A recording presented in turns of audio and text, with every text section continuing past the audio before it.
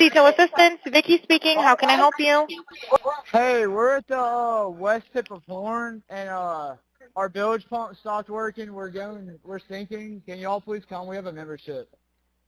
All right, of course. How far is the water coming up, sir? Can you give me a description? Ankles? What'd you say? Hey. Yes, how far is the water coming up, sir? It's coming up. We're just sinking. I don't know. Like we're going down now. All right, well, let's get you going. Membership number or phone number listed on the account, sir? I don't know the phone number. It's either Jerry Atkerson. I think it's Jerry Atkerson. Try that. All right. I know we have a membership, like guaranteed. I don't have the tag unless on you here. have a membership number or anything, it's okay. I'll get you over to the captain. What's the best phone number to reach you at? Reach me at 2. All right. And is everybody on board in good health otherwise? Yeah, everybody's on board. All right. Do you need the United States Coast Guard? What? Do you need the United States Coast Guard? No, we do not need that. All right. All right. Do you have your current GPS coordinates? Let me go look. If not, I can send you a text message.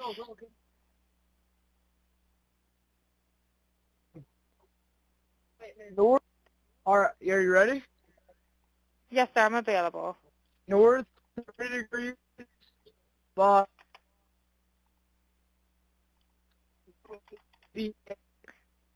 4672. All right, 4672. All right, and you were breaking up a little bit. Can you just repeat it one more time to make sure I have it correct? Sorry, look. Hello, can you hear me? Yeah, what? So you're breaking up. If you need assistance, do you have a VHF radio? No, we do not have a VHF radio. All right, well, let's try to get you going because you don't have good cell phone reception. Can you verify your coordinates one more time? Okay, my coordinates are 30 degrees by 14.684 north, and then west by 88 degrees by 46.79. Right, looks like you're on Horn Island, correct? Are you Yes, on we are Horn at Horn Island? Island. Yes. All right, is the boat sinking or you have it aground? We are sinking, yes. Is it aground is the question? No, we're not aground. We are in 17 foot of water. We're in 31 foot of water. All right, have to ask. What do you want to do? Do you want to be towed back? I want to get this boat unsank and towed back, yes. All right, where would you like it towed to, sir? You can tow it to Ocean Springs Harbor, or Fort Bayou Launch. All right, how many adults and children on board? No, there's no children. So is there anybody on board? How many adults, sir? That was the question.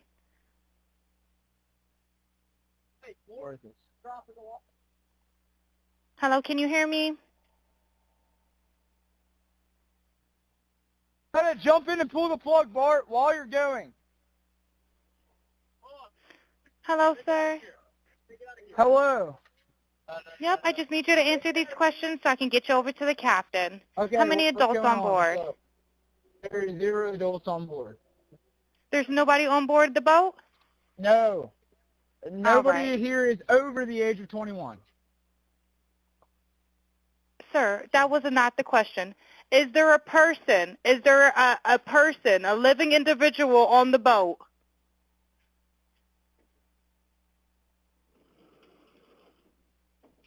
Hello? Is there a living person, someone breathing on the boat? Is there anybody on the boat? Yes, there's lots of people breathing on the boat. All right, how many people, sir? Like 7. All right, thank you. Does everyone have life jackets on or available to them? Yes, we have life jackets available. All right, verify what boat's sinking. A Triton, 22-foot offshore, 22-foot Triton offshore sea flight hull. All right. All right. Please hold. I'm transferring you to the local captain now. Okay, thank you. This is Captain Seth. Hi, Captain Seth. This is Vicky from International. How you doing today? Doing good. How are you? Good, good. I apologize ahead of time. I really do. You're going to have a fee-for-service come up under Jerry. Okay. It sounds like a bunch of kids on board on Horn Island. He's letting me know that his father's a member, but he can't give me any information. And he's saying the boat is sinking, and he's on Horn Island. It's just unfortunate. He's just a kid. There's a lot going on. So Right. he said there's about a lot of people on board. He says he thinks about 7. I'm guessing they're all under 18. Okay. And I'm not trying to be rude. He wants you guys to go out there and unpump the boat and then tow it in. Do you know what kind of boat it is? He said a Triton 24-footer, but that's all he can give me. Okay. All right. Yeah, I just actually got off the phone with his grandpa, who I'm guessing is the owner of the boat, and Is it he Jerry? said that Jerry. Yeah, he said Okay. I just hung up with him. He said that they don't need any help right now, but if something changes, he'll call me back. So Oh, right. I'm guessing that they may have figured it out, because that's what he said. So they're in a panic and their boat won't crank. Yeah, they're in a panic. He's saying the So- bilge is not keeping up. I asked for Coast Guard. He said no, but he's just really upset on the back end. And, I get it. It's a Okay. kid. He just doesn't understand. Oh, okay. Do you still have him on the line? Yes, I still have him on the line. And, again, I couldn't find he couldn't give me anything regarding his grandfather's, membership, so it's just under Jerry fee-for-service. Okay. All right. Yeah, I just talked to. If you want to, we're so tied up right now. We can't really do any non-member jobs right now. Is Jerry a member?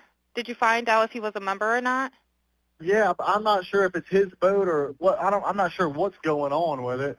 On the 4th of July in 2026, a group of teenagers left a private dock on the Mississippi Gulf Coast and set out for Horn Island.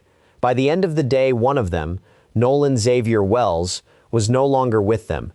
For weeks, the public received a clear account: a mechanical issue on the boat, a brief stop so a passenger could address a plug, then a return to shore and a holiday gathering. That version came mainly from one person who had been on the vessel. 2 primary records later entered public view. The first is a recorded call placed to a marine assistance company from the water near the west tip of Horn Island. The second is the continuous navigational log recovered from the boat's own GPS system by Mississippi Department of Marine Resources officers acting on a formal request tied to the search for Nolan. When the call and the GPS track are placed next to each other, the earlier account does not hold in several measurable places.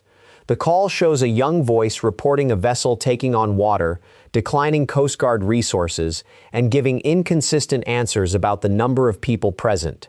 Background sounds on that same recording have been described by multiple independent listeners as containing a name and questions about a person's condition. The GPS data shows a multi-hour sequence of stops and movements after leaving the island that does not match the version given afterward. This examination stays with the records themselves. It does not invent explanations. It simply sets the recorded call and the vessel's own track log against the public narrative and notes where they diverge. Nolan Wells was a teenager from the Mississippi Gulf Coast. Summer in that region often meant boats, barrier islands, and long days on the water with friends. Horn Island sits undeveloped and reachable only by boat. It is a common destination for holiday groups. On July 4, 2026, Nolan was part of one such group. The account that circulated for weeks described a mechanical problem on the return trip. Water began entering the boat. The group stopped so a passenger identified as Wyatt could enter the water and address a plug. After that, they returned to dock, rested, and later joined a 4th of July gathering. That account came primarily from a passenger named Warren in an interview given before either the Marine Assistance call or the boat's GPS data had been released to the public. Both of those records now exist. They are dated. They form part of the official file. Neither confirms the simple mechanical explanation in full.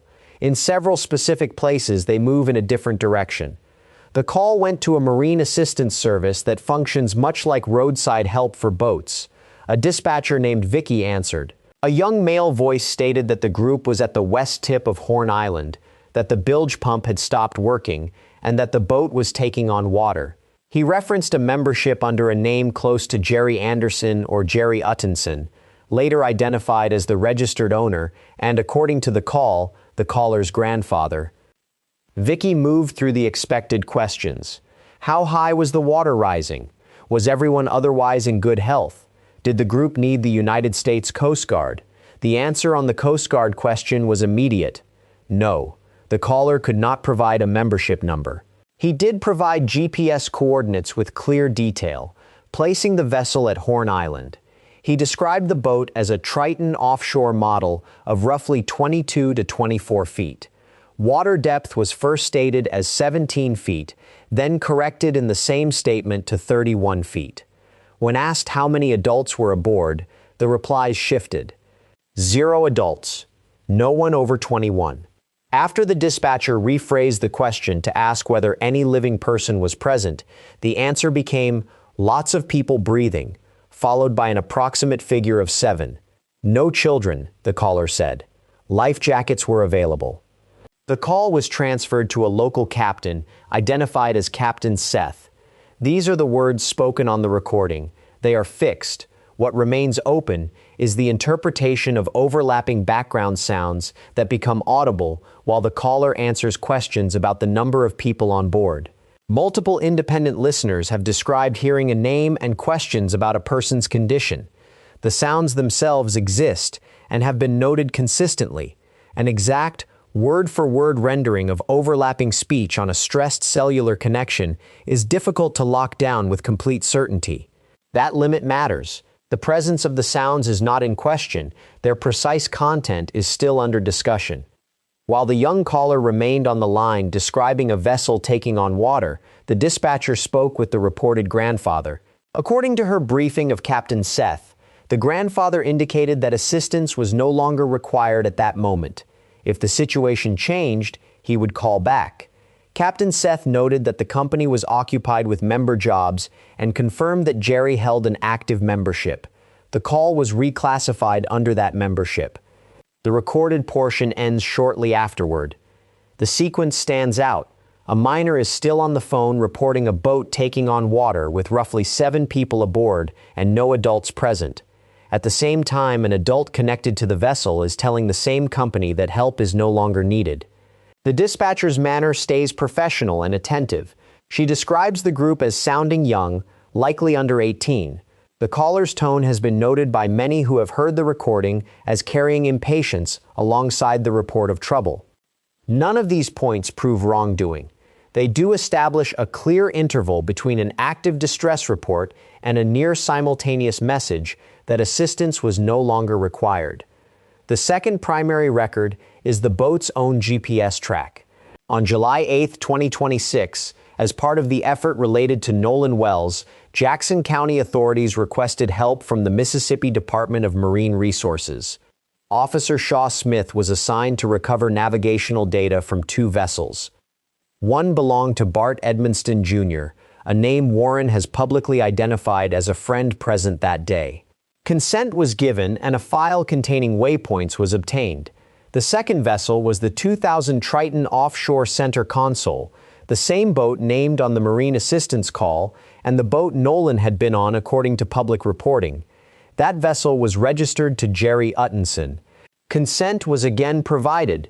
The file taken from its Garmin chart plotter contained waypoints, tracks, and routes. Continuous movement data recorded automatically by the boat's system. Officers processed the data and mapped it over satellite imagery. The resulting sequence is exact. At 9:56 a.m., the vessel left a residence on El Camino Rio Road, identified as the home of Eli Jackson's grandparents, bound for Horn Island. It arrived at 11:14 a.m. From 11:15 a.m. until 4:30 p.m., the GPS shows a stationary position consistent with a group spending the day at the island. At 4:31 p.m., the boat left the western tip of Horn Island heading north. For the next approximately 53 minutes, it covered only about 2.7 miles at speeds between 0.6 and 4.2 knots, well below normal operating speed for an offshore vessel of this type. At 5:25 p.m. speed rose sharply into the 30 to 35 knot range. At 5:44 p.m., the boat returned to the private dock on El Camino Rio Road. 8 minutes later, at 5:52 p.m., it left that dock and entered Fort Bayou. At 6:06 p.m., it returned again to the same private residence. At 6:36 p.m., it departed a third time, moving southwest into St. Martin Bayou, then southeast toward the Biloxi Bay Bridge, then north to the Fort Bayou boat launch, arriving at 7:19 p.m. At 7:47 p.m., the vessel was trailered at a location identified as Cardinal Lane, Wyatt's residence. After that point, the GPS shows no further movement for that boat. The documented shape of the evening is therefore Horn Island to a private residential dock, then into Fort Bayou, back to the private dock, out again on a loop through additional waterways, finally to a public launch, and then trailered at Wyatt's house. The full sequence after leaving the island covers nearly 3.5 hours. Warren's public account stated that the group stopped in Fort Bayou so Wyatt could address a boat plug, then returned to dock, rested, and later attended a holiday gathering. That account does not include the first stop at the private residence before Fort Bayou. It does not include the second return to the same residence. It does not account for the additional loop through St. Martin Bayou and past the Biloxi Bay Bridge, and it does not explain why, if the difficulty was limited to a plug that could be corrected in a short time, the boat continued making stops and detours for hours after first reaching land. The GPS data is not a recollection. It is the vessel's continuous log. The marine assistance call is not second-hand reporting. It is a recorded conversation. Placed together, they show that the public version of events does not fully line up with either the distress call or the boat's recorded path.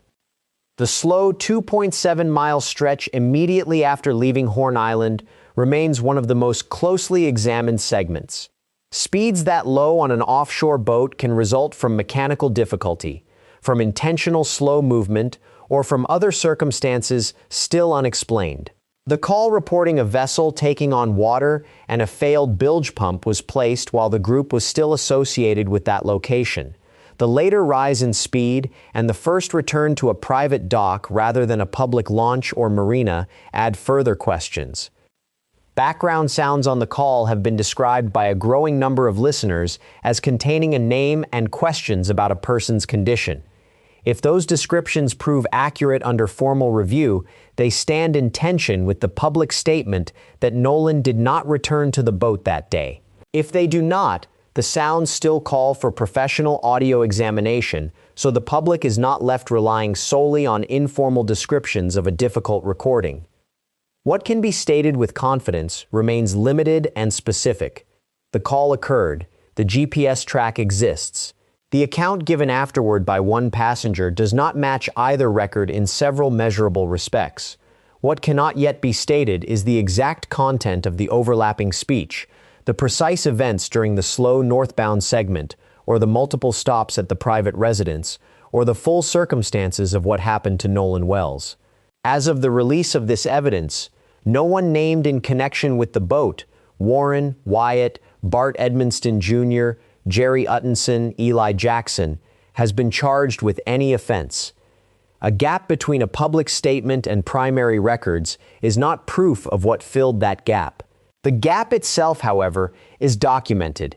It comes from a sworn law enforcement report and a recorded emergency call.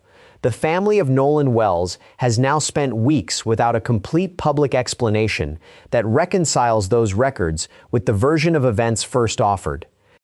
Investigators hold the original audio and the original navigational files. Independent professional review of the background speech and a full official transcript would allow the public to evaluate the claims directly rather than through informal descriptions. A clear public account of the slow northbound segment and of both stops at the El Camino Rio Road residence would address the most visible differences between the GPS log and the earlier narrative. Anyone who observed the boat at any of the locations on the timeline or who was present at the later 4th of July gathering holds information that belongs with investigators. Return for a moment to the call itself. A young voice reports a boat taking on water at a remote island. He declines the agency best equipped for water emergencies. He supplies precise coordinates, yet remains approximate when asked how many people are present. While he is still on the line, an adult connected to the vessel tells the same company that help is no longer needed. The dispatcher continues to treat the situation with care. The caller's manner has been noted by many listeners as carrying more edge than the situation might appear to warrant. These elements alone raise questions. When the GPS track is added, showing an unusually slow departure from the island, an immediate return to a private dock, a later entry into Fort Bayou, a second return to the same private dock, and only then a final move to a public launch hours later, the questions multiply. Each stop and each change in speed is logged by the boat's own system. None of them require interpretation to exist. They simply do not match the account that was given before the data became public.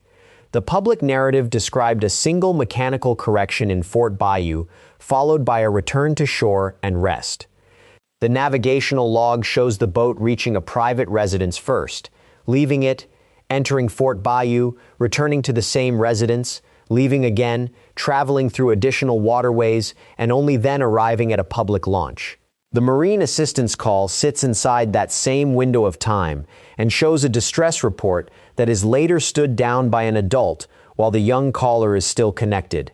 The distance between those two pictures is the core of the present public interest. It is not created by commentary. It is produced by comparing a recorded call with a vessel's continuous track. That comparison is available to anyone who examines the records. Two primary records now stand in the public file: a Marine assistance call placed from near Horn Island on July 4, 2026, and the continuous GPS track recovered from the Triton offshore vessel. The call shows a young caller reporting a boat taking on water with roughly 7 people aboard, declining Coast Guard assistance, and providing inconsistent answers about the number of people present. Background sounds on that recording have been widely described as containing a name and questions about a person's condition. The GPS data shows a multi-hour sequence after leaving the island that included 2 stops at a private residential dock, a stop in Fort Bayou, and an additional loop through other waterways before the boat was finally trailered. Movements that do not match the account given afterward. These records do not establish the full circumstances of what happened to Nolan Wells or assign legal responsibility to any individual. They do establish a documented, measurable gap between the public narrative and the boat's own systems. That gap is real. It is the reason the matter continues to receive close attention. Nolan Xavier Wells went out on a holiday boat trip with friends and did not return. His family is entitled to an accounting that aligns the recorded call, the vessel's navigational log, and the statements offered to the public. Until that accounting is complete and transparent, the questions raised by the primary evidence remain open. The Marine assistance recording and the GPS timeline are part of the public file. Listen to the call. Examine the track log. Compare both against the account given afterward. If you hear something different in the background audio, or if you see a different pattern in the boat's movements, state it clearly and support it with the evidence. If you hold information that has not yet reached investigators, take it to them. Subscribe if you want continued examination of the documented record as it develops. Share the primary sources rather than summaries when you discuss the case. Nolan Wells's family deserves facts that stand up when set beside the boat's own data and the words spoken on the recorded line. The examination of those facts continues.